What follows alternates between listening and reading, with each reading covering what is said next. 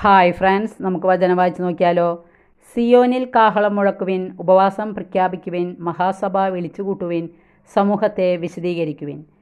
ഇത് ജോയൽ പ്രവാചകൻ പുസ്തകത്തിൽ വായന 2-ാം അധ്യായം 15-ാം തിരുവചനം. നമുക്ക് നോക്കാം എന്താണെന്ന്. നോമ്പാചരണത്തിൻ്റെ ഒരു മുഖ്യ ഘടകമാണ് ഉപവാസം. അടുത്ത് വസിക്കുക, അടുത്തായിരിക്കുക എന്നാണല്ലോ ഉപവാസം എന്ന വാക്കിൻ്റെ വാച്യാർത്ഥം. 4 തരത്തിലുള്ള ബന്ധങ്ങൾ സൂചിപ്പിക്കുന്നതാണ് ഈ വാക്ക്.